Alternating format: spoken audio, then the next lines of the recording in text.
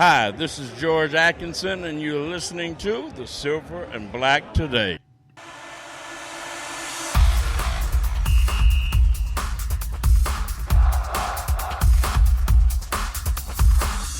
This is the Silver and Black Today podcast, your source for Raiders news and information.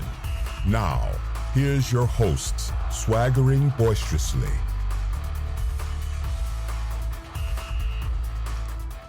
All right, welcome back, everybody. It is a Wednesday, hump day, midweek. Yes, halfway there for the working stiffs out there like most of us. But we're here to talk about Raider football. This is our 70th podcast, plus another 56 radio shows. You can do the math. We are here to talk about football. I am Scott Gulbransen, your host, along with my co-host, Mr. Kelly Kriner. Kelly, how you doing today, bud?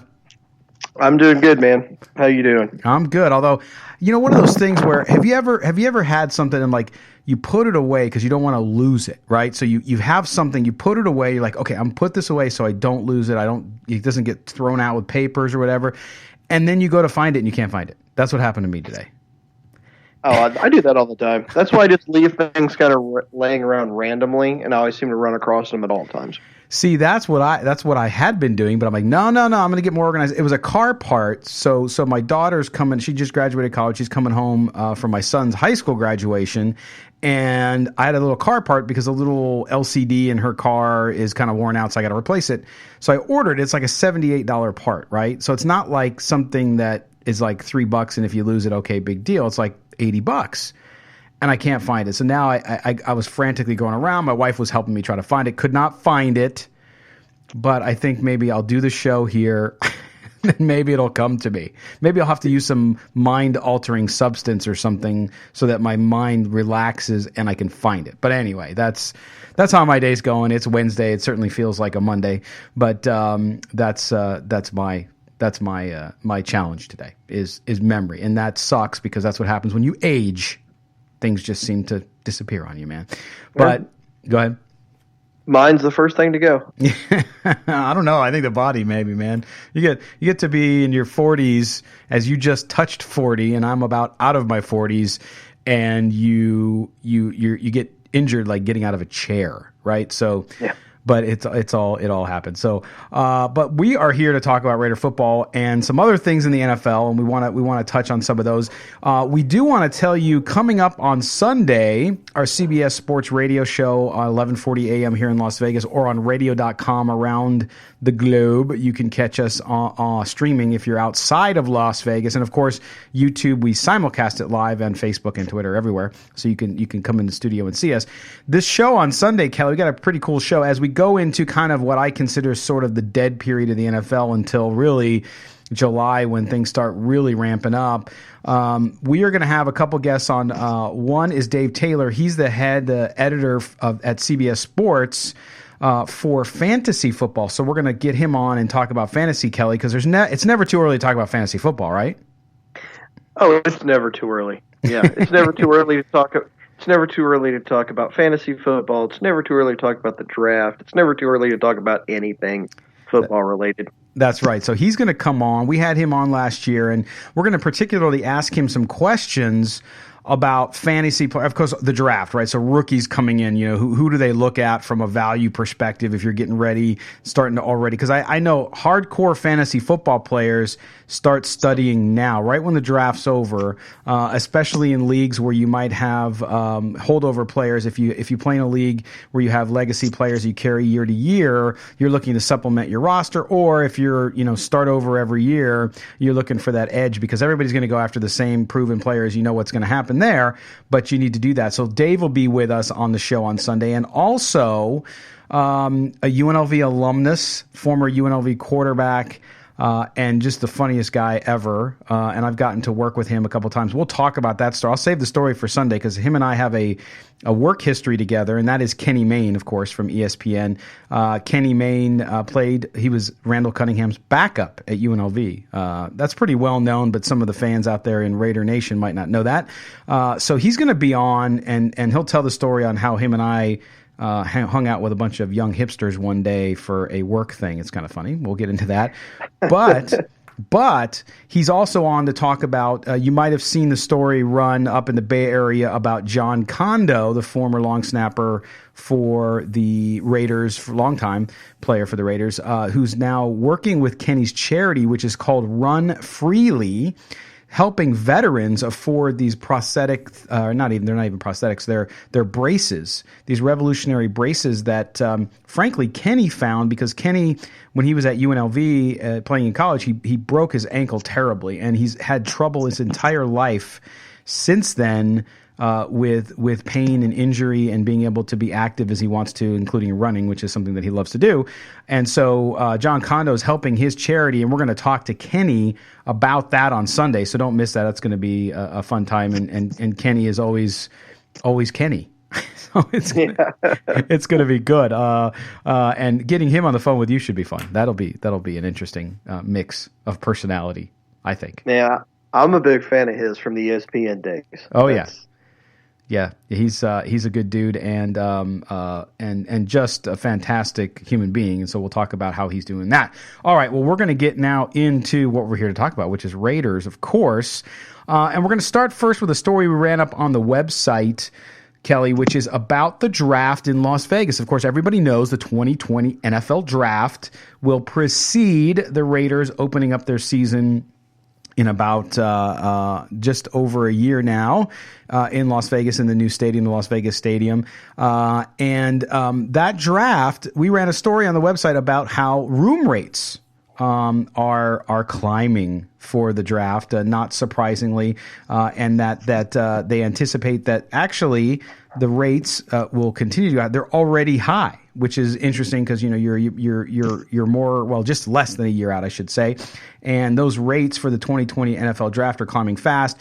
The Review Journal ran a story on it, saying that they had done a study and they had seen rates at the Hooters Hotel and Casino, which, Kelly, we have to tell everybody here, hey, a room's a room, but the Hooters is not exactly Bellagio. Right? It's like you're staying at a Hooters restaurant with a bed, basically. Yeah, but there's no girls coming to your bedside. Although I guess you could. You get one of those cards on the street. But they had, via Booking.com, they had said that the Hooters was already at $1,000 a night. Okay. And we did research on our own as well, searching other sites like Hotels.com and looking at the hotel sites themselves. And we found it to be more mid to upper 300s right now at places even like the Aria. And then prices as low as like about $100 a night at off-strip locations, small that you might not have heard of, like the Tuscany, which is not a bad spot. And then $100 or so at off-strip motel locations. So think of like the Comfort Inn. I'm not talking about the 20-minute go in and come out motels downtown Las Vegas, which are charged by the hour. But if you want to say center strip, you're looking at about $300 up as well. And the draft, they're expecting anywhere from about 400 to 600,000 visitors. I think the 600,000 number, people are like, no way. New Year's Eve is like 450. There's no way 600,000. Well, the NFL states that there were 600,000 people in Nashville. Now, that doesn't mean they were all there at the same time on the same day. Just in total, there were 600,000 people in Nashville at the draft this year. And watching the video, Kelly, I think that's pretty close. Nashville did extremely well. There's a lot of people there. Yeah, it was a huge crowd. They set it up well. I'm kind of wondering what they're going to plan on doing out here.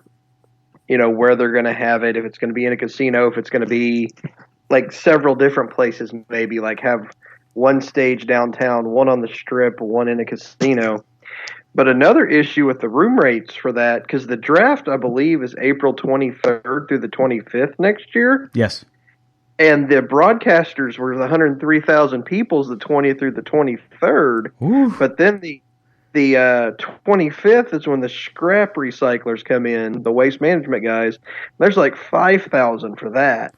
So, that's like sandwiched right in between the two. So, depending on the carryover or the people coming in early, you've got two, obviously the broadcasters is huge. Yeah, but the waste management guys, basically they just take up Mandalay Bay. Yeah, but they're trash. Dum-dum-dum. Okay, no, I get it. No, you're right. I mean, and that's the thing. Las Vegas, that is what we do. We handle big events. That's what makes this place go. Some people might think, well, it's the gambling, it's people coming in and vacation. No. It's the shows, it's the big conventions, it's the National Association of Broadcasters, i.e. NAB. It is CES, of course, which is the first one that kind of kicks off the old traditional convention season. Although, Kelly, there's no more convention season. It's like all year round. Now we're in a kind of a dead spot right now, but because it's cheaper during the summer, you're starting to see a lot of conferences come here during the summer, which makes it less dead. It's nowhere near like it is during, of course, the winter months when everybody's trying to get the hell out of where they live because they're shoveling snow. But yeah, I think it's going to be interesting. And location, there was some rumors out from some of the Twitter handles who deal in rumors around here in Las Vegas saying that it was going to be at the Link, it was going to be at Caesars, at the Forum, all this different stuff. Nothing is set yet. I think you're right, though. I think you're onto something. I think it's going to be at several locations to spread it around, because one of the things Las Vegas loves to do is showcase itself. So if you can have something at one location, that's South Strip, one location Center Strip, one location that's, God forbid, downtown, right? Some of those things I think will happen, and who knows what else. There's such a wide open palette here to hold an event like that, to showcase the city and to make it interesting television, that I anticipate that they'll do that and move it around. But I would love for them to be able to shut down Center Strip. So basically Flamingo, the strip in between Flamingo and Tropicana or somewhere like that. And I just don't know if they'll do it. Now, they do it on New Year's Eve, but we'll see if they do it for this. They might do that. I've always said put a stage in the Bellagio fountain. I know it's not going to happen, but have the fountain in the background, those guys going up doing all that stuff there. I'm just wondering if the casino, obviously with the NFL and teams and everything having deals with casinos and stuff by that time, how much that's going to affect the actual whole draft. Yeah, I think that's why people are thinking Caesars, because Caesars has had signed the first deal with the Raiders here in Las Vegas, which is a kind of a strange deal. They can use some of the Raiders marks and all that stuff, but it's not around games. It's a very interesting deal. But yeah, no, I think so. And your stage at the Bellagio Fountains, of course, Panic at the Disco, the band, did that for the NHL Stanley Cup Finals. When the Golden Knights were in the Stanley Cup Finals last year. So there's going to be somebody. I don't think the NFL will do the draft pick from there. They may, but there's definitely going to be a band. There's going to be entertainment, because there's so many strip entertainers that will be here anyway, big names, and all these residencies that are happening. As long as it's not Cher, I'll be happy. Not a Cher guy? Not a Cher guy. Cher in the 70s, Cher now, not so much. But the other thing is, too, I've seen some Raiders fans, and maybe they're just part of the bitter contingent from the Bay Area, who have said, this is another reason why they shouldn't move to Vegas. It's going to be so expensive for anything. It's terrible. See, it's already an F-bomb, blah, blah, blah, blah, blah. Listen, $300 Center Strip for an event, if it stays about that price, I'd probably go up a bit, I'm sure. But the average price of a room in Nashville was $305. So before you start saying Las Vegas this, Las Vegas that, guess what? When you go to the draft, when you go to any NFL large scale event like that, that's going to happen. And that's, I think, a ridiculous criticism. But the price in Nashville was about 71% higher than it was the year before in Dallas. So apparently nobody wants to go to Arlington/Dallas for the draft. But Nashville, look, like Las Vegas in a very different way, right? Because Nashville is Music City. A lot of things to go there. It's also pretty centrally located, let's face it. So there's a lot of people from surrounding areas that could actually drive there. So I think that probably factored in the price. The same thing will be Las Vegas, cheap to fly here. People from LA, people from the Bay Area, people from Phoenix can come up very quickly. So I think next year Las Vegas will set the record in everything for the NFL draft, including attendance, including pricing, everything. Yeah, it'll be interesting to see the number, like you said, because where you're at in Nashville, you got a lot of teams within driving distance. Yeah. You don't see quite that as much out here. You've got Phoenix, San Diego, and the LA teams. Right. But besides that, everybody else, you're going to be flying in. It's not, for any of the West Coast teams, it's not that big of a flight. It's not that big of a deal. But it just seems like there's a lot more people in that kind of Nashville central area that would go down to something like that. So, Yeah. I mean, Nashville's nice. It's not Vegas. No, it's not. It's not even close. But they had. We did a poll on Twitter after we ran the story saying, how many of you plan on coming, or are you going to stay home and watch it?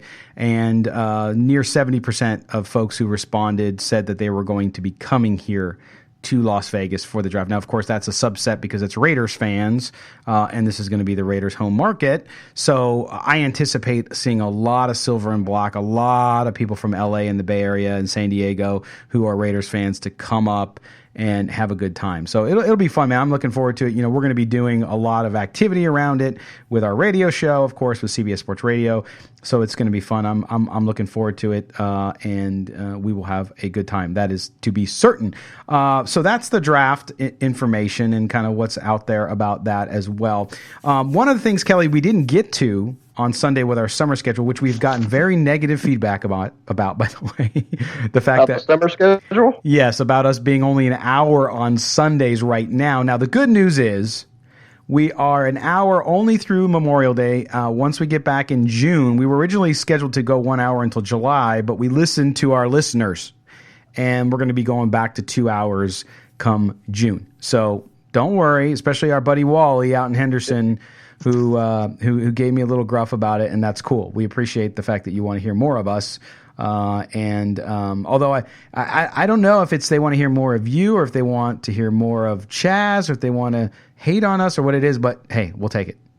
Well, now I was going to say, if you listen to the listeners, you'd be doing the show by yourself at this point. Yeah, exactly. Well, some, and I don't know if those are really listeners, but you know what? Even haters listen, and we love that. So it's all good. But if you listen to the show on Sunday, we had some interviews we couldn't get to because of that summer schedule, right, Kelly? So we wanted to play those. We promised our listeners that we would get to those. And so we're going to do that. We're going to bring you a couple of folks that we talked to out at the Celebrity Swing event with some interesting things to say. And the first one we're going to get to right now, Kelly, is Jay Schroeder. You remember Jay Schroeder, right? Oh, yeah. Jay's a great guy. Lives up in southern Utah, up in St. George. So he's down here quite a bit for Raiders events, and we've had him on the show a couple times, and on Super Bowl Sunday and during the last season, and just a great guy, so down to earth. And so we saw him at Celebrity Swing, and we wanted to ask him about, again, what the Raiders are doing in the community here in Las Vegas, but also ask him a little bit about he's a quarterback, right? So we had to ask him about Kyler Murray. We had to ask him about Daniel Jones and Dwayne Haskins. So he's going to give us a little bit of that. So here is my conversation, quick, just a couple minutes with Jay Schroeder, former Raider and, of course, Washington Redskin. Here's Jay Schroeder. All right, here we are with former Raiders quarterback Jay Schroeder. Jay, this Celebrity Swing event, what the Raiders do in the community, Las Vegas is in for a treat. It is, and it's just a blessing that we can come out, raise the money for the kids in school, and I think it just brings awareness of what is actually going on in today's world.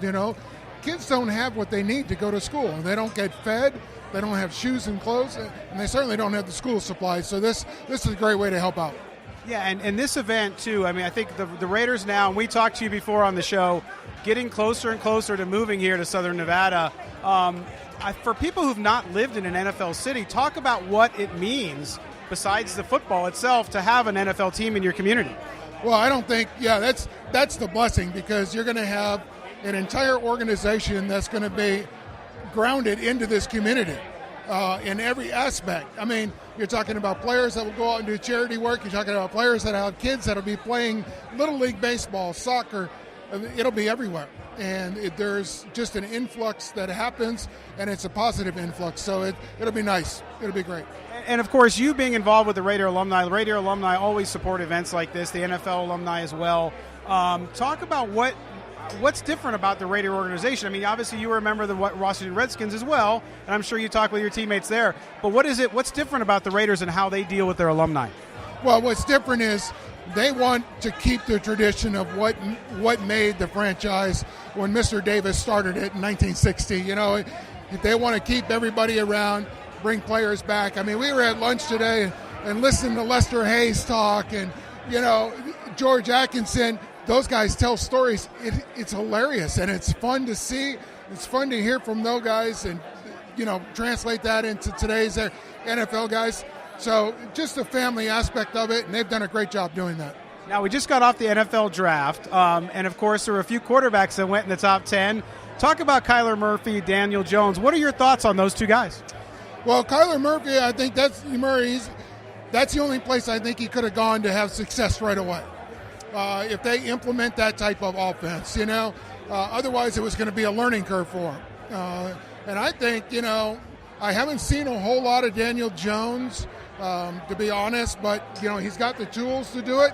I think Haskins with the Redskins has got a chance because he's come from a system that's more like the NFL.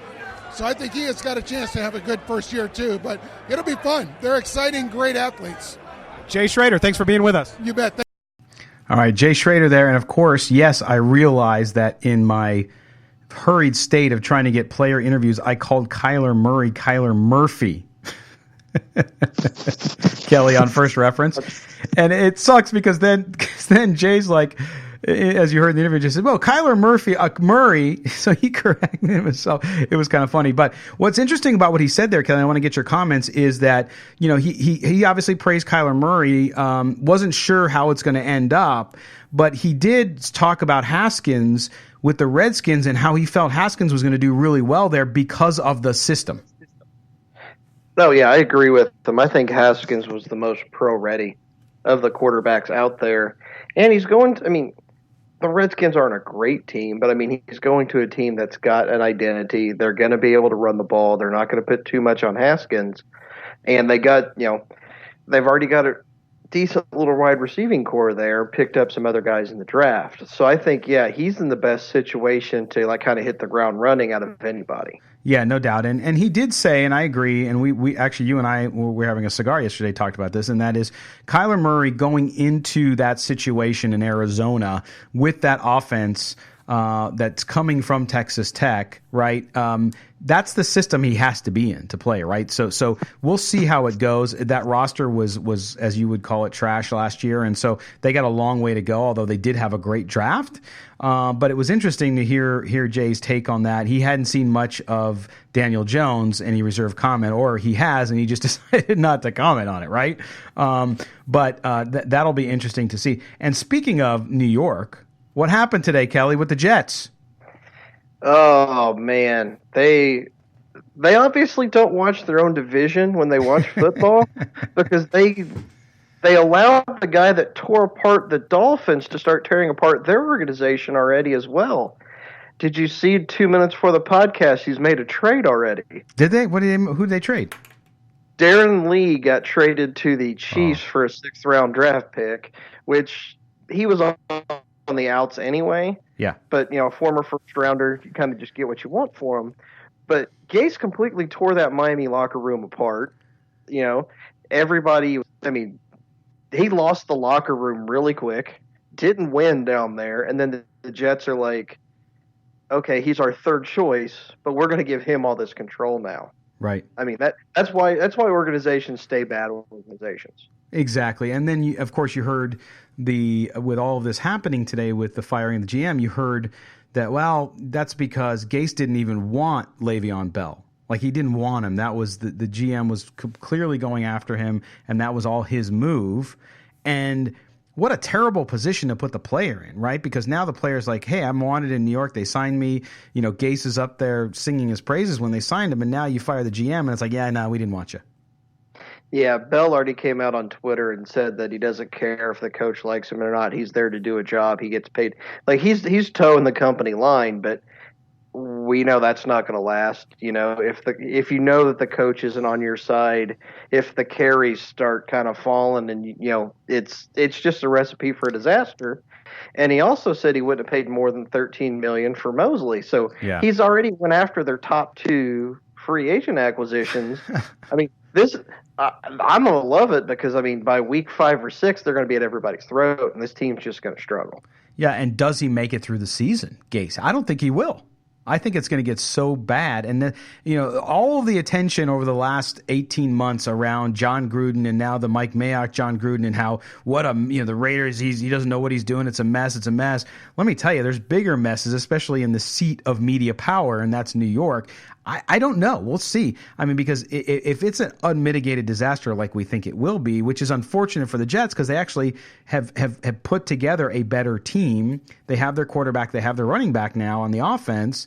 They have other holes, of course, that they need to address. By no means are they a deep playoff team, but they were getting better. They could have last year even made the playoffs had they won a couple games. So it'll be interesting to see what happens there. But at least Raider fans know that the other teams in the AFC, there's a bunch of problems happening around the AFC, and the Jets are one of those. But it was telling. I don't know if Jay had not seen Daniel Jones or not, but always interesting to hear a quarterback's perspective, especially somebody who's won a Super Bowl, albeit sitting on the bench, but he still has been down that road and led the Raiders at a time when it wasn't always easy to lead them. So very interesting comments there from Jay Schroeder. Now, the next Raider we talked to, Kelly, was, I know, one of the fan favorites, one of the old-time guys that people love back when the Raiders were nasty, nasty football, and that was, of course, George Atkinson. George, fantastic guy. We spent some time with him and asked him some of the same questions as well, and he gave us his perspective on the draft. Here's George Atkinson. All right. We are here with Raider great George Atkinson at the Celebrity Swing event. George, talk about this event. I mean, the Raiders are amazing in the community. Folks in Las Vegas are about to get a whole dose of it. Without a doubt, and the Raiders are coming here just like they should. First, to integrate themselves into the community like they're doing charitable events such as this one. And that's what professional teams should do. They should be a part of the community. I think back on the teams that we had back in the day in Oakland early on in the 70s, and we were a part of the community. And that's just a part of the Raider organization. They do dedicate their efforts and time to the community. They do. Now, George, the team coming to Las Vegas, everybody now that it's a year away, I think people are starting to get a little more used to it, except, of course, some of the folks in Oakland, which we feel for them. But talk about Las Vegas and what you think it's going to mean for the Raiders. It's new territory for the NFL. And I think it's going to mean a lot for the Raiders, not only as far as being on the same level with the other teams who have the new stadiums in the league, but as far as producing, as far on the field. I think John Gruden will come in to Las Vegas with an established team that he's building now. And I think Las Vegas will benefit from it. Now, the draft just concluded. What did you think of the Raiders draft? I like the caliber of players and the type of players they picked and the schools they got from. Like Clemson, a winning school. And you got players with a winning attitude. And that's what you have to do to transform the attitude on the team as it was before John got there. And to get back to Raider tradition. There is a tradition with the Raiders, and we built that aggressiveness and winning games and being the best team on the field when we hit the field. And I think the Raiders are getting back to that, and Las Vegas will benefit from seeing a real good football team. George Atkinson, thanks for us. Appreciate it. Thank you. All right, George Atkinson there. And Kelly, he touched a little bit. You wrote the story that was somewhat polarizing for Raider fans who I think just want to hear positives only. And that was, you said, hey, I'm not mad about the draft.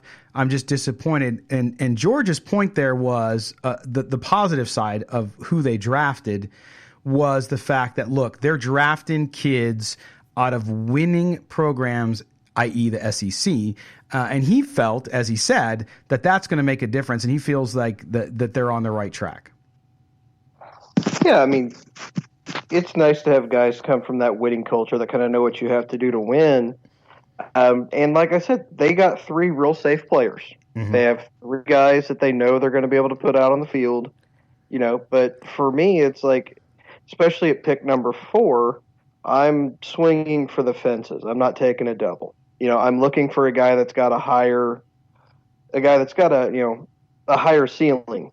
I'm willing to gamble a little more, especially with 2 first-round two other first-round picks. Yeah. But they chose to go for, like, hey, they hit 3 doubles. That'll get you, that'll get your runs scored. That'll get you on. That's like I said. I didn't hate the picks. It's just, I was just a little disappointed they didn't try to go, and try to make a bigger move to get a higher impact player. Yeah, and I think that the culture piece that George spent a lot of time on there in our interview with him is a big one. I mean, it really does matter. You have guys who come in and they expect to win. Now, when they get challenged with the toughest schedule in the NFL this coming year and a team that's still in rebuilding mode, even if they have taken some nice steps forward, that gets challenged, right? Because when you go to Clemson and you've been to 2 national championships in the 3 of your years and you're Clelin Ferrell, it's a bit of a different challenge, right? Or if you're Josh Jacobs coming out of that incredible Alabama program, it's one of those things where you have to see how it adjusts. You're going to be faced with adversity that you maybe haven't faced in a while. And I think that's where you see kids, their maturity, how fast do they mature? Now, you have the veterans in the locker room, right, Kelly, who help them with that? Well, you hope so. I mean, you see Drew Lock going to Denver, and you say Joe Flacco saying that it's not his job to get him prepared. While I understand things like that, you hope that you've got the guys in the locker room that realize, listen, what's good for you is good for the team. It's good for everybody. So I mean, I'm hoping you got guys who are going to step up there and help everybody.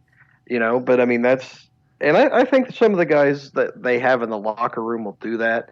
Like, especially with Jacobs. Like, I'm not a big fan of your boy, but I mean, I can't see him being the kind of guy that's just like, no, I'm not getting you out. This is my job. He seems like the kind of guy that's going to be on there to help him out, And Jacobs is going to have to learn what it's like to be a full-time back. I mean, he was the 3rd running back at Bama for a reason. Yeah. Oh, boy, we're going to get some good comments on you. I love it. But no, you're right. I think he was the best running back at Bama, but I mean, he's been able to look good without having to carry the ball 25, 30 times a game. And, he's going to get those touches in Oakland now. So that's something that's going to be different for him. Yeah, and we're going to get back to that subject here in a minute. I want to play you one more interview, and that is with Marcel Reese, our own David Stepanian, who is our engineer on our CBS sports radio show and also our in-the-field correspondent, covers a lot of the events here in Las Vegas occurring around the Raiders. He talked to Marcel Reese as well. So let's listen to Marcel Reese talking Raiders of Las Vegas and the community. Can you just talk about being out here and what it means to you for the Raiders Foundation to be doing events like this, what it means to the community? To me, it means everything, especially when you're talking about raising money, not just raising money in vain, but raising money for kids and schools and be able to give back. It means everything to me. It means everything to the Raider Nation. We love to invest in our youth, and that's what it's all about. So it means a ton to me for this event, not only to be for a great cause, but also to be fun for everyone. And talk about the Raiders coming to Vegas. I mean, everyone's out here. Everyone's having a good time. It seems like it's been great so far. But what do you think about the Raiders' move to Las Vegas coming forward? I mean, for me, I never thought I would experience it in my lifetime. But it seems a little surreal to be just under a year away to be having the Las Vegas Raiders. Went to the stadium site today. It was beautiful. It was coming along so quickly. It's going to be amazing for everyone to experience. I'm excited for all of Raider Nation to experience, players, coaches, and fans alike. And just talk about this event specifically. I mean, the Raiders teaming up with Topgolf for the 2nd year in a row. Just how awesome is this atmosphere? How awesome is it to be holding this event? I mean, first of all, we're at the greatest, Topgolf I've ever seen in fabulous Las Vegas. And second, there's a great crowd. The Raider Nation puts on a great thing. Obviously, much thanks to Topgolf for holding it here. And you're talking about communities and schools. I mean, there's no better cause than children and our youth to be able to help them out. So, I mean, it's a wonderful event. We're all having a great time, and it's for a great cause. So I don't think you could beat that. And last question for me, the charitable side of everything. I mean, this is obviously huge. The Raiders have put in a big commitment to the city of Las Vegas so far. Just give me your thoughts overall on what this whole thing means, the Raiders Foundation, and just for the charitable cause. Listen, when you think about the Raiders and the Raider Nation, one thing that we do is we love to invest in our community. We love to tap into our community and show them how much we appreciate them and love them for their support and care for us.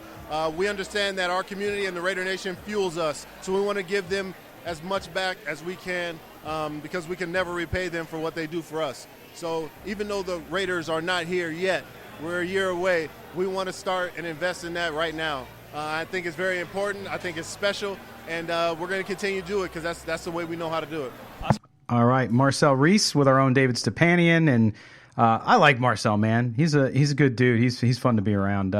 But that concludes our interviews on that event. We're going to step aside just for about a minute here for a break, so Kelly can blow his nose. No, I'm just kidding. So we can grab some water, hear from our sponsors. I thought that was you. We're going to hear from our sponsors, and then we will be right back. You're listening to, of course, the Silver and Black Today podcast. We'll be right back.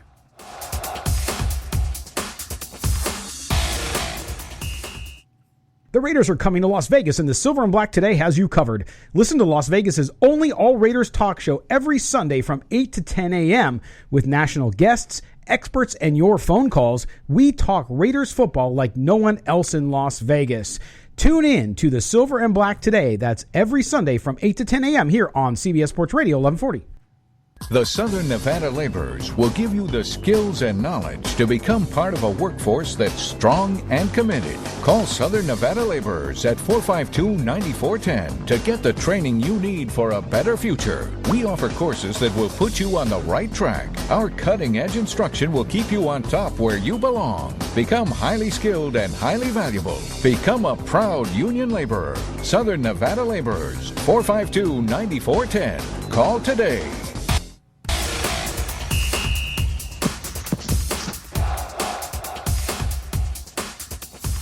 All right, welcome back to the Silver and Black Today podcast number 70. Scott Gulbransen, Kelly Kriner with you. Hopefully you're on your way home or you're at home, sitting down, having some dinner, whatever you may be up to. We are talking Raiders football. And before we went to the break, and we were talking about the interviews that we just heard with various Raider alumni and Raider greats from the Celebrity Swing event last week in Las Vegas. Kelly mentioned Josh Jacobs. And on the show on Sunday, my man, I said Josh Jacobs is going to win Rookie of the Year. Now, I think he's got a good chance at it. I know that's not with any sample size because he hasn't even suited up yet.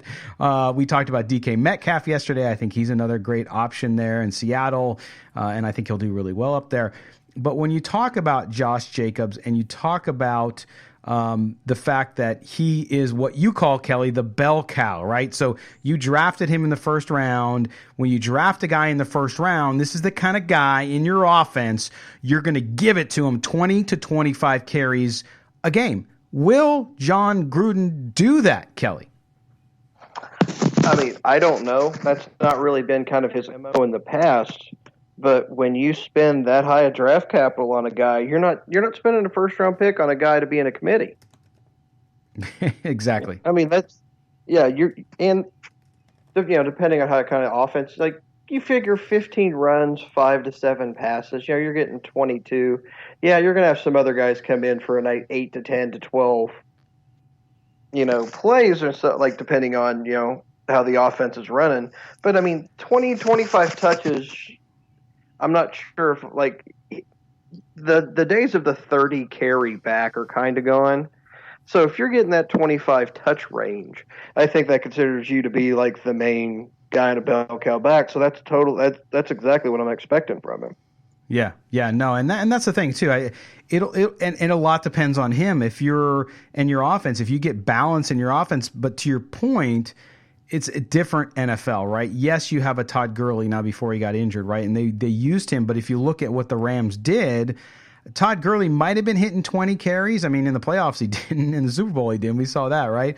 But I think there's something to that, and it just depends, though. When he's in there, does he maximize the time? Does the line give him the blocking he needs to be a true impact back? I say he will, but I think your question is a good one. Will he get the ball enough with the weapons that the Raiders have added in the passing game, with what John Gruden, what we know from a historical perspective on his play calling and what he does on offense? It's a big question. Another question we had, of course, our longtime listener, Corey Sanford, asked this question, Kelly. Hunter Renfrow or Max Crosby? Which player has the biggest impact on the team right out of the gate?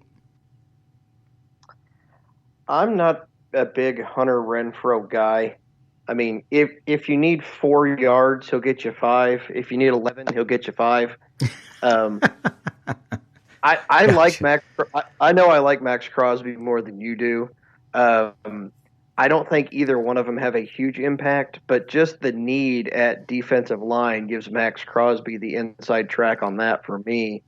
To where, I mean, we can you can look at the receiving depth chart. You can throw together a couple different slot guys off of whoever's on the Raiders roster, so there's not as an immediate need for a Renfrow as there is for a Crosby. Right, and it's not that I don't like Crosby, by the way. You're right. I think you like him more than I do.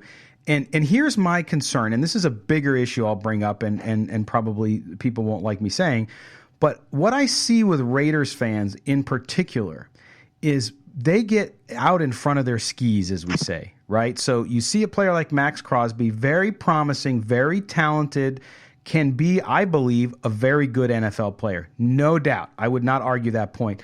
But he's not there yet. And I think Raiders fans get to the point where they expect way too much out of a guy right away. And then what happens? You set yourself up for disappointment. And I'm not saying just disappointment as a fan, but you look at a Max Crosby, if it takes him 6 games to get NFL speed ready, if he's playing in a rotation at least, and it takes a little time, then do fans, I find that fans get very frustrated because they've set an unrealistic expectation. I think you should be excited about Max Crosby from the perspective of this kid could be really good and have an impact. Can he have an impact right away, as Corey asked? I think he can, but what size of an impact? To your point, is he going to come in and just light the world on fire? Hey, anything can happen, but I don't think so. And I think that fans sometimes, you look at him, you look at Josh Jacobs, even though I'm very excited about Josh Jacobs, I'm watching the narrative amongst Raiders fans as we watch in social media right now, and I think people are just they're getting a little too excited about what these guys may do right away, especially, again, and I'm going to hammer this for the next 3 months, with that schedule and what they're going to face and what's going to happen with all these new bodies coming in and gelling together. It takes time, Kelly. Yeah, and since we're talking about the 2 guys we happen to be talking about, well, on draft night I said I wasn't a big fan of taking a running back first, so I'll ask you, would you rather have Josh Jacobs and Max Crosby, or would you rather have Montez Sweat and Justice Hill, or Bryce Love, or Benny Snell Jr. and Tony Pollard? Those are the 4 running backs taken after. And that's the thing. I would rather have Sweat and one of those 4 running backs because the defensive end's a more important position for me. Yeah. So that's just kind of highlights my whole thing about. I think, like I said, I think Jacobs was the best running back in the draft. I think he was the best in a weaker crop. Right. Yeah, no, you've been very consistent with your point of view on that all along, going way back to, that mock draft you did, I think, in maybe February, or maybe it was January. So yeah, I agree with that. And again, I like Max Crosby. What I really like about him, not only the way he plays, I still think he's undersized, but he's getting bigger. And a lot of people are pitting him already against Arden Key, saying, look, Arden Key's not gaining weight. Well, there's gaining weight and there's getting stronger. Those aren't always the same thing, number one. And number two, I think Max Crosby, different player. Arden Key I thought was a reach anyway last year. And so I like Max Crosby. I look at Max Crosby and say, you know what? Year 2 or year 3, I think, is when he maybe hits his stride. I just think if you expect him to come in and light the world on fire in year 1, a lot of people, he's going to be a starter. Well, he may be. I don't know, but I just am not there yet to think that this guy is going to be so impactful in his first few months as a rookie that he's going to be a superstar. I just don't see it yet. Good player, great kid, very, very, I think a good pick where they picked him. I have no problem with that. I just think, again, getting out in front of your skis a little bit on that one. So we shall see. I mean, we'll know a little more as camp starts going. Now, we talked about Josh Jacobs, the bell cow, as you call him. And another story we ran on the website that generated a lot of conversation based on some Pro Football Focus data was about Derek Carr, right? Derek Carr continues to be believe it or not, a very polarizing figure with Raiders fans. I don't understand it. I've always been in support of Derek Carr. And when people were telling me leading up to the draft, he's gone, I'm telling you, they're going to get rid of him. They're going to draft a quarterback. No. And they didn't, as they said they wouldn't. But Derek Carr, according to Pro Football Focus, who broke down the accuracy of quarterbacks in the long ball, Derek Carr was best in the league last year, right? With a 52.3% percentage for accuracy. This is long ball accuracy, 20-yard passes or longer. He was the highest last year, and also they've only kept the stat 3 years. Kelly, the first year, Russell Wilson was at 55.6%, or I should say the second year, 2017. And in 2016, guess who won it? Derek Carr, 51.1. So 2 of the 3 years that they've kept that statistic, Carr has had 2 of the top 3 scores in that category. Now, when you look at this, I think that, does he throw long a lot? No. But when he does, he's accurate. Well, that brings up the question of why doesn't he throw downfield more often? Right. And that's another Gruden thing is he would rather leave plays on the field than have turnovers. Mm. And sometimes that's a good thing, but man, sometimes you just have to try to make a play and give your receivers a chance. And I think you're going to see that. You have to see that more now. Right. Because with AB and Tyro and Williams out there, that's what they do. They make plays. So that's nice. If he's got an accurate deep ball, we're going to find out how accurate it is this year.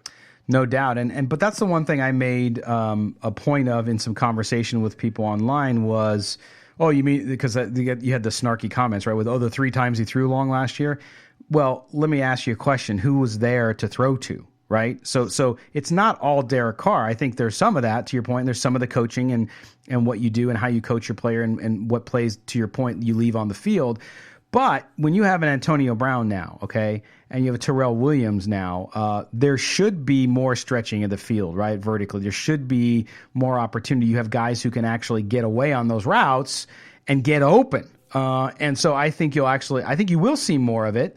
And also, does your line protect for you? Now, Derek Carr throws the ball quickly, but over the last couple of years with the line, he has not had time. He's almost a full half second below what he really needs to get fired up and ready to go. So I think if that line, by the way, they still don't have a left guard, if that line can protect him and give him the time, I think you're going to see more of it. Am I wrong? Oh, no, I think you will, too, and he better be running to his right when he's looking for those deep throws. Because the left side of that line could be a travesty. It could be. I have a little more faith in the progression of Colton Miller than you do, but at left guard, I still don't go ahead. I was going to say, well, yeah, that's the thing. I mean, even if Colton Miller does make some strides and get better, you still got a big hole at left guard. Yeah, that's my point. What are they going to do there? I mean, looking at what they have now, who are they going to plug in? Well, they think they're good right now.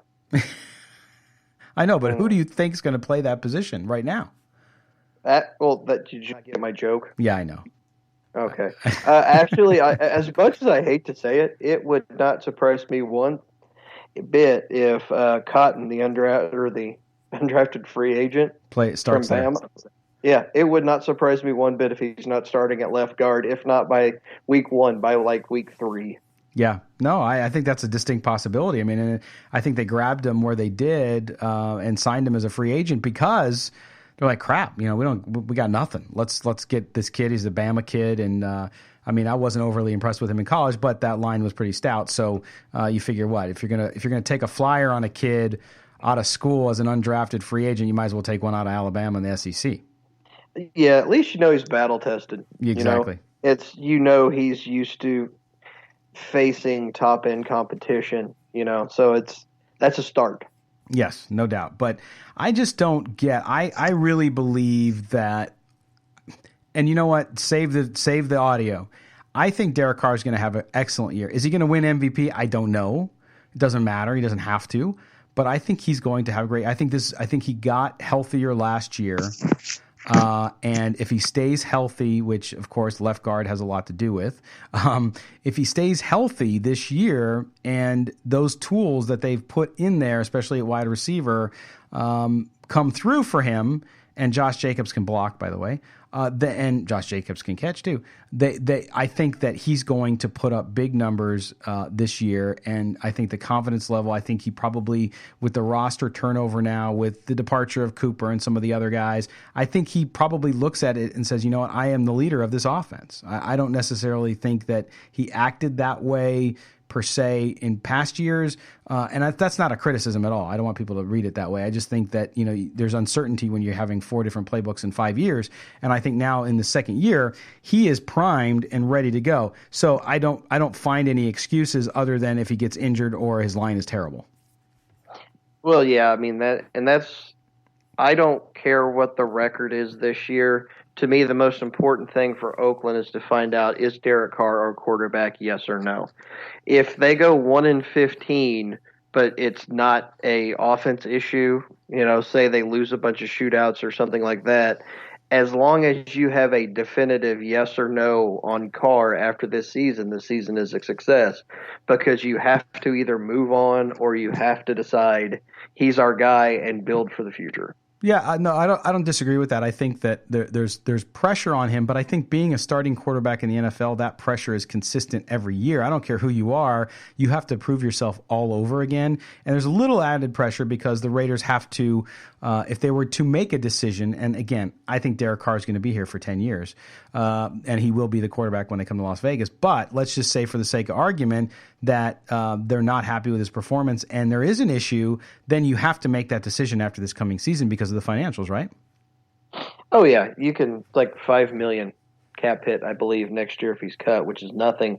But also you've got 2 first-round picks in a draft that's going to have a little better quarterback talent than this year's draft did. Yeah, so a little better. If you decide to move on, yeah, I mean, it's next year would be the optimal time to do it. Yeah, and again, I really believe that won't happen. But you always have to discuss possibility. That's the thing I find interesting with people's reactions when we talk about things like this. It's not that we want that to happen or that we believe it will happen. It's just that it could happen, so you talk about it. It's a business, and so you have to look at that. And speaking of the business side, we didn't get a chance to talk about this on the Sunday radio show, but we want to talk about it a little bit now, which is the Kelechi Osemele interview. That was on Bleacher Report, where he was pretty open about his time and his departure from Oakland. Did you watch it, Kelly? I didn't actually, but yeah, you were talking about it in the studio, but I didn't yet. Well, it was the part that I'll just summarize a little bit of it for you. One was how he found out he got traded. He had talked about how he was going to church, and Mike Mayock called him and he said, "I'm going to church. Can I call you back when I get out?" And so he called him back when he got out. And he said, "Hey, we've traded you to the Jets." And then the rest of the story was a little dirt dishing, right? Which was like, well, yeah, I thought I was going to, he basically said he thought he was going to be with the Raiders for a long time. He loved that offensive line. He felt that offensive line, even though it was banged up last year, was a great unit, because you look at how many Pro Bowlers they had over the last few years and all that. But then he said, John Gruden sat with him when he got there and said, look, you're part of our plan, and da-da-da-da. And he kind of positioned, and Kelechi's a good guy. He's a really good guy. But he kind of positioned it as though they lied to him. And a lot of people, especially folks that don't like the Raiders, jumped on that. See, Gruden tells you one thing, does another thing. It's like, well, any of us who've had a job, and any of us who've either been laid off by a job or have had a job change or a company change around you, knows that in business, what they tell you at that moment is true at that moment. In 3 months, in 6 months, in a year, it can change drastically. That does not mean you lied. It's really fascinating to me how people position it differently when it comes to sports, Kelly. Yeah, and well, the biggest thing is sports is you hear that all the time. Like, you should expect that from sports. It's the running joke when a GM gets the dreaded vote of confidence from an owner, you pretty much know they're fired. Right. That's like, all the time in sports, Josh Rosen was told he was their quarterback, and everybody knew he was gone. That's just what you do. That's how the business works, man. Right. Yeah. Yeah, and he talked about that too, and he did defend Derek Carr and said that whole rumor about them being upset Carr didn't protest and all that was not true, of course. So that has been consistently denied by everybody involved, including players who've left.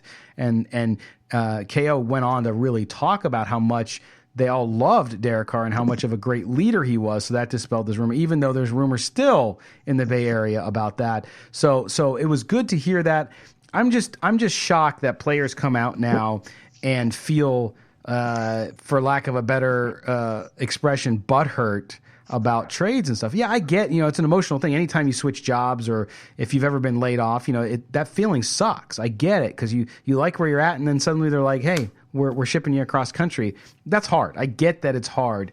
And I'm not saying he wasn't overly venomous about it or any kind of thing like that. I don't want to portray it that way because it wasn't if you watch it. But it was just a little surprising to me that he came out like that. And it did play into that narrative around Gruden not being truthful and not being this and not being that. But at the end of the day, even as fans out there, you have to understand it's a business.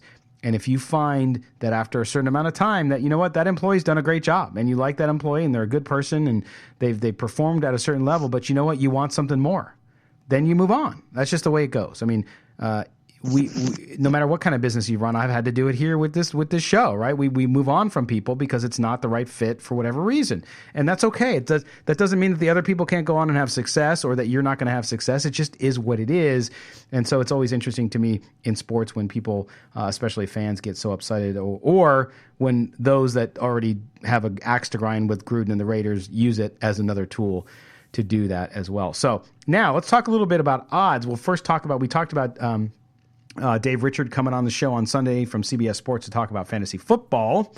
Our friends again, Kelly, at Pro Football Focus, they put out some early prop bet lines related to fantasy football, and that was around pitting the couple du jour of the moment in social media angst and argument, Juju Smith-Schuster and Antonio Brown of the Raiders, asking the question, who will have more regular season touchdowns? And Brown minus 220 with a total of 9.5, and Smith-Schuster at plus 175 with a total of just 9.3, so not very far off.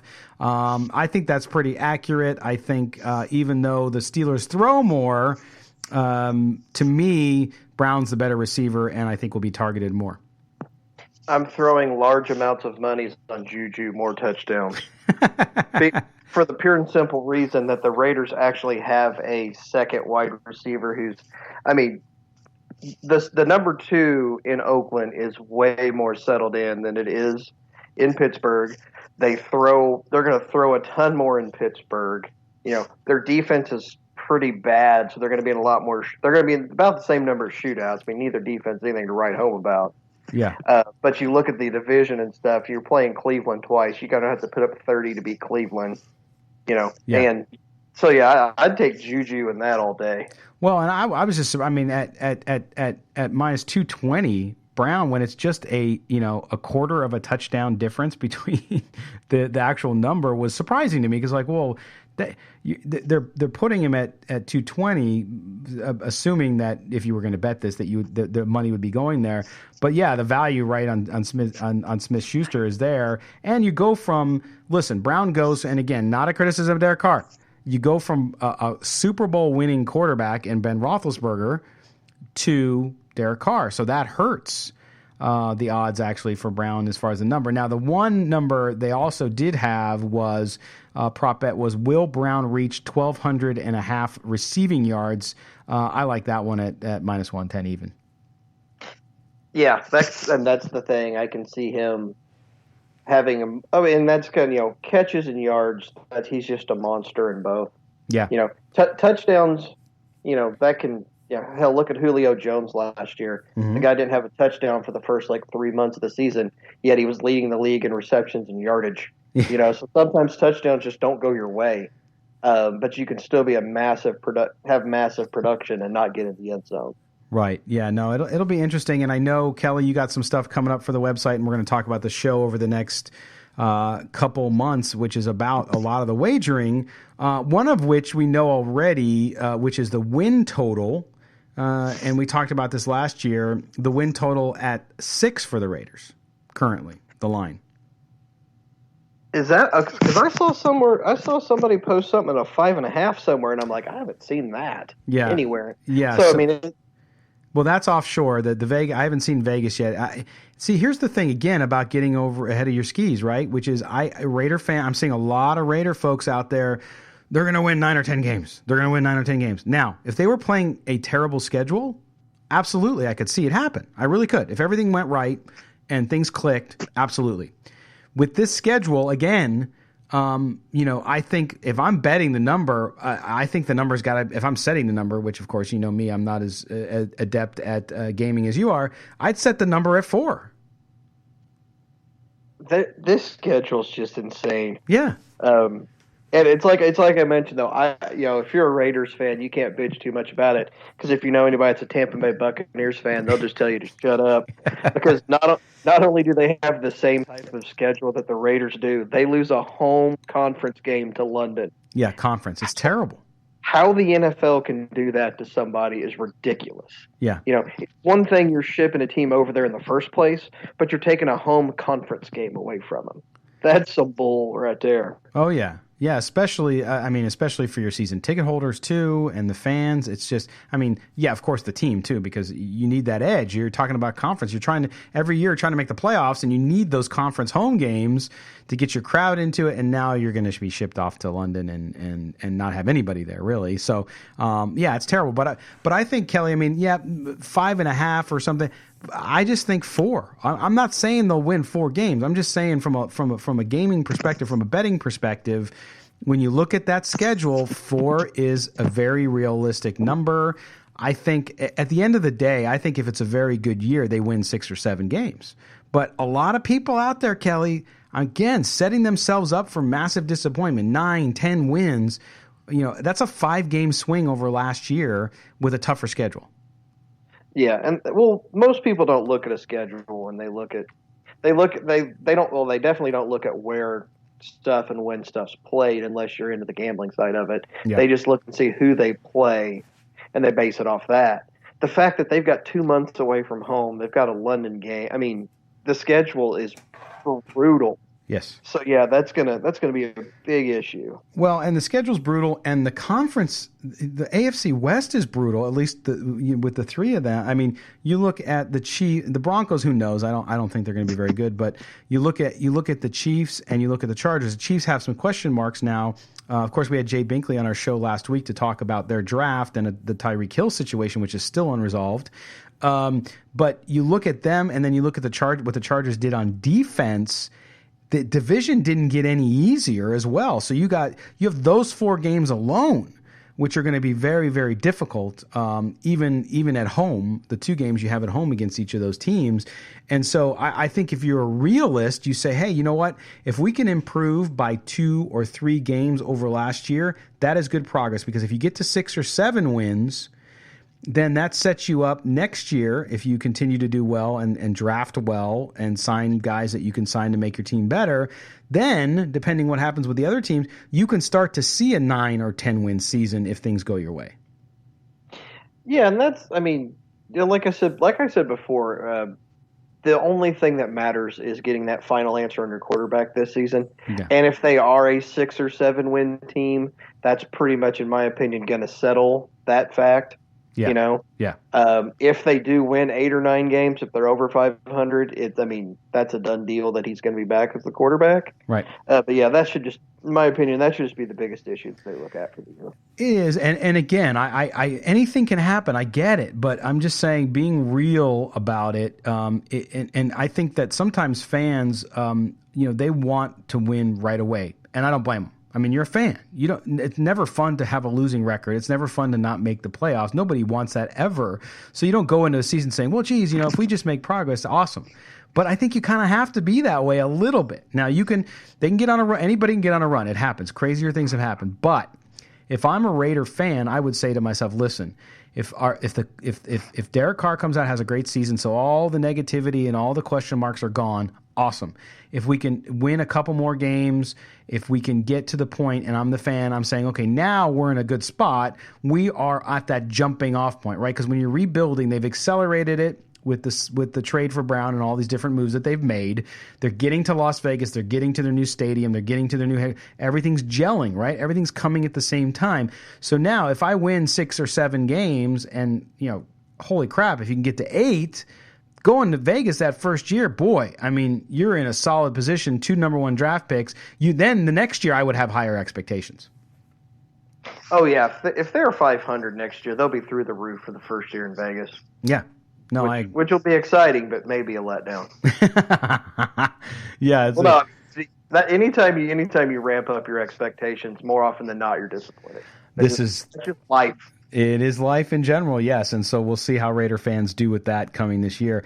Now, Kelly, before we go, a couple things I want to hit on. A stadium update. Everybody's always interested about the stadium, and today our good friend Rick Vallata over at the Las Vegas Review-Journal wrote a story about the stadium now being 44%. I saw another report that said 47, but I'll go with Rick because he's a smart dude.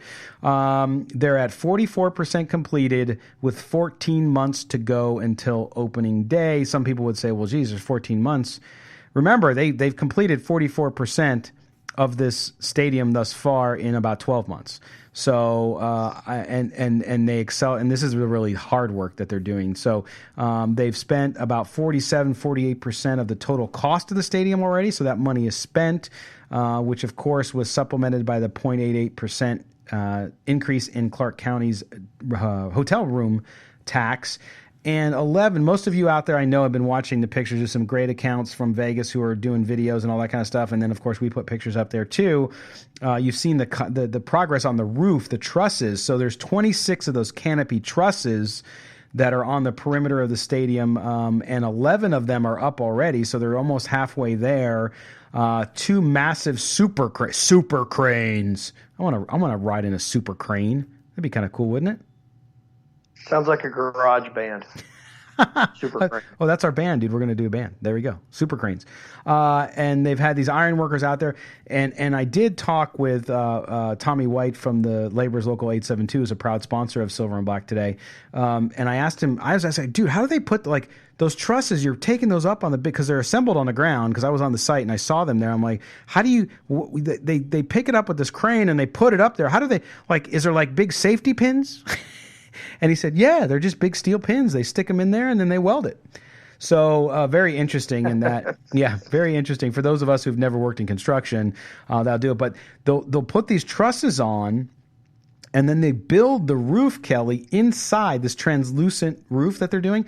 They're going to build it inside on the floor of the stadium, and then they raise it up, and then they attach it. So and lift it into place. So that's going to be pretty cool. If you've seen the inside of the stadium, if you've seen any aerials, you'll see that the stadia, which is basically the concrete work that holds the seating, the stands, almost 60% of that is done. So you can actually see inside, which it's not always easy to see inside there, but when you can see inside there, it's happening as well there. So the stadium is progressing. The rumors throughout the winter when we had our 1 inch of snow and I was going to delay it, and that there's all these, there's all these. You're laughing because you're from Indiana. You know what real snow is. Yeah. No. And all these other rumors are just not true. They're just not true. So, but those who want to believe it will, and those who know better won't. But that's a little update on the stadium. So 44% complete. We're going to get out there and do a tour, and we'll videotape that as well and get it out there. Now, the Raiders headquarters as well in Henderson, which is just south of the stadium by about 5 miles, is also jamming right along as well. You can see there the larger portion of what will be the indoor practice field. Those sections are going up as well. So lots of progress happening for those of us that live here in the Las Vegas Valley. Very exciting to see this all happening and going up very quickly, and we'll share as much as we can with that with you. Now, the other rumor, and this is one that just won't go away, and there's some people I don't understand why. I mean, I understand from a perspective if you're an Oakland Raider fan and you're in Oakland and you're not happy they're moving. The Raiders are not going to, excuse me, let me say it again. The Raiders are not going to leave their name in Oakland. Okay? The Raiders are going to be the Las Vegas Raiders. They are not leaving their name and their colors. This is not the situation that you saw when Baltimore moved from Cleveland and left the Browns name there. That was a very different thing. This is a completely different deal. It's not happening, folks. So if you hear that it is, it's just not happening. I spent time with Mark Bedane at the Topgolf event, talked to him about a lot of stuff. One of which was when I told him that, he was laughing. And he said, of course not. That's not true. So it's not going to happen. And that's the dumbest thing I've ever heard. I know. Actually believe that the Raider image and the Raider name is a global brand. You're not leaving that when you're going anywhere. No, it's your brand. It's your history. When the Browns did it, that was a whole different thing. I mean, it was a different thing. The Raiders leaving Oakland, the Raiders have been people in Oakland forget, I guess, that they were the Los Angeles Raiders too. And so the Raiders brand is where all the value is. And so you don't leave that behind. And oh, by the way, leave behind for what? I don't think San Diego or Oakland will ever see an NFL team again. I just don't. I just don't think it'll happen. The economics of what happens in California, not going to happen. Just not. So for those of you who were having hope about that, but you know what, Kelly? I don't think real solid loyal Raider fans care about that. They would not want their team to leave their name behind, even if they live in Oakland.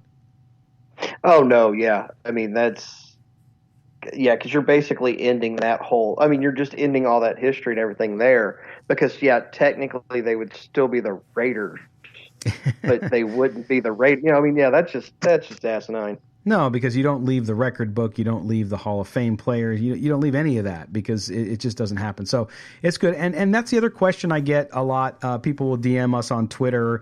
How are people getting excited about the Raiders in Las Vegas? And I'd say yes, it's starting to become more real when you drive by the stadium, when you see a lot more media covering the Raiders. Some of them not so well. For those of us who've been doing it a long time, but nonetheless, they're covering it.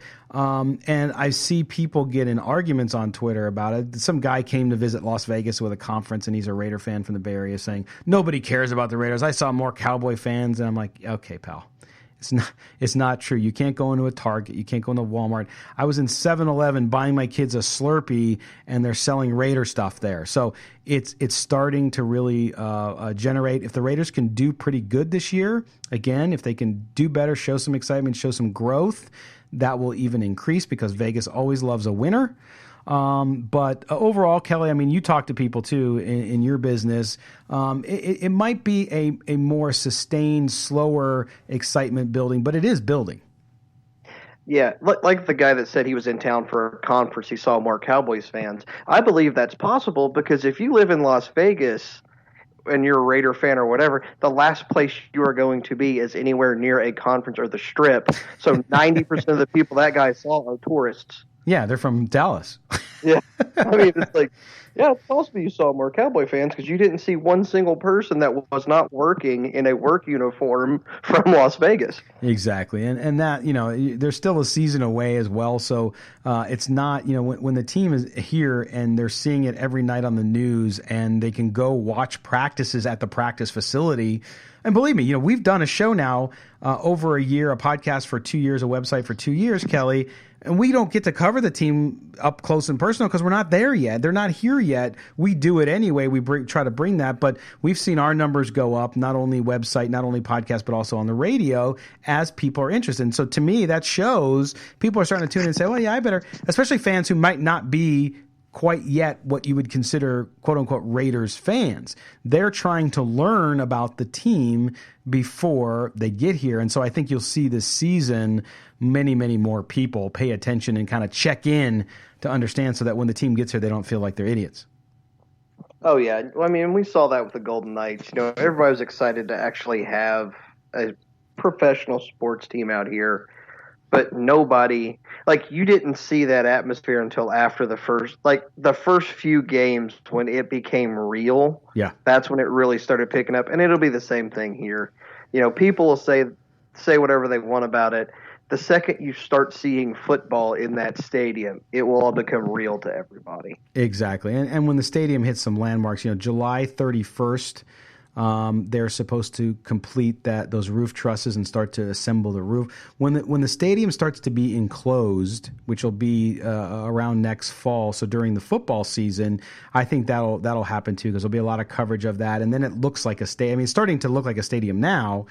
But when you start to see that glass go up on the outside and you start to see it look like a football stadium, if you're a football fan, I don't care if you're a Jets fan, if you're a Browns fan, if you're a Giants fan, you're going to get excited about the prospect of the Raiders finally coming to their new home of Las Vegas. So it's going to be fun. It's going to be exciting. Of course, you'll hear all about it here on the Silver and Black Today podcast and also on Silver and Black Today on CBS Sports Radio. Heard every Sunday, 8 to 10. We're 8 to 9 through the holiday at the end of this month, and then we'll be back to 8 to 10 in the first week of June after the holiday.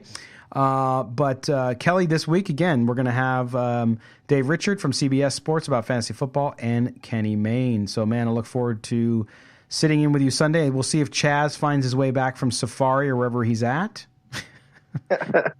And we got to touch on the Laker stuff with him just a little bit when he's back too. I know we're a football show, but yeah, well, that's what I was gonna. Before we sign off here, I was gonna ask: did you watch the draft lottery yesterday?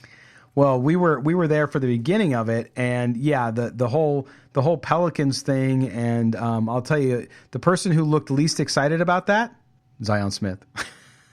Williamson. Yeah. Well, so he did not look very excited about the specter of playing in New Orleans, which I would love to play in New Orleans if it was me. Well, I mean, he was just geared up for either Atlanta or New York. Correct. So if you got your hopes set on something, don't go there. He's got the opportunity to maybe play with one of the best players in the league. That'll probably change. But what I was just going to say is, like, could you imagine if the NFL did that? Because the way the draft broke out this year, using the same formula and everything. Yep. The top 10 would have been Jags, Bills, Cardinals, Bengals, 49ers, Jets, Raiders, Bucks, Giants, Lions. Could you imagine what Raiders fans going from 4 – well, we still got the same guy at 7. We took at 4. But no, that wasn't – I mean, that, I didn't mean that shot. No. We probably would have got the same guy, but you're looking at Jacksonville at number 1 now. How much more valuable is that first pick since they signed Nick Foles and they're not taking a quarterback? Oh, my gosh. Number 2, could you imagine Joey Bosa on that defensive line with all? I mean, it completely changes. It just because, and that's another thing with like, okay, say they knew this draft order before free agency. Does Nick Foles go to Jacksonville? I mean, good question. It could completely change everything. Knowing your draft order and being able to line all that stuff up, I mean, it could be a wild scenario. But the best thing I saw though was somebody on Twitter said that the NFL needs a draft lottery and they need it 30 minutes before the first pick, so you don't know until 30 minutes before, and it goes into just a regular draft. That would be wild. That would be nuts. Can you imagine the phone lines on that thing? You would just be going, oh my gosh, there'd be heart attacks. Yeah, they thought the ratings were high for the draft now. Oh my God, it's like a Survivor episode. But that's interesting. As we close, the NFL draft works the way it does. It works the way it is now. I never see it changing. The NBA draft with the lottery, I understand why they did it initially and how they've changed it over the years. I'm pretty checked out on the NBA. I just don't find it exciting unless you get to the finals, and then I tend to watch it. But do you think it still works for them? Does it still work for the NBA to do it how they're doing it? Well, I mean, you're never going to stop tanking in the NBA, and you don't have to worry about that nearly as much in the NFL because you don't have guaranteed contracts. Right. Guys in the NBA don't care if they lose because their contract's going to be there. So if you can tell that the team's trying to tank, the coach isn't playing people, they'll just start half-assing it and everything else. You'll never see that in the NFL because you don't know the next season if you've got a contract, if you're going to be on this team or what. But it's weird because like two of the 3 teams that really just tanked were Chicago and Cleveland. And both of those got jumped and fell. Their picks got worse, even though they tanked. I know. I don't think that won't stop a team one iota from doing that again, because that 14% of getting the first-round pick will always be more enticing than that 9%. Exactly. No, I agree with you on that one, man. I agree. Should be interesting. Okay, well, Kelly, man, thanks. Went by quick, an hour and 20 minutes or so, and I look forward to seeing you on Sunday, brother. Yeah, man, I'll see you on Sunday. All right. You have been listening to Silver and Black Today podcast, our number 70. We'll be back Sunday, 8 to 9 a.m., CBS Sports Radio, 1140 a.m. in Las Vegas, or on the radio.com app. You can also watch us on video on YouTube. Go over there, subscribe, hit the notification. Don't forget to hit the notification button. Very, very important. That way you're reminded when we go live as well. So we'll be doing that. Again, Kenny Mayne will be our guest, as well as Dave Richard from CBS Sports. He covers and is the editor-in-chief of the fantasy football stuff over there, so we'll have some conversation. If you have any questions on that, feel free to send them to us. For Kelly Kriner and for Chaz Osborne, who's still on assignment, apparently on a beach somewhere, we are Silver and Black Today. I'm Scott Gulbransen. We'll talk to you guys on Sunday. We'll see you later. Thanks for being with us. Take care.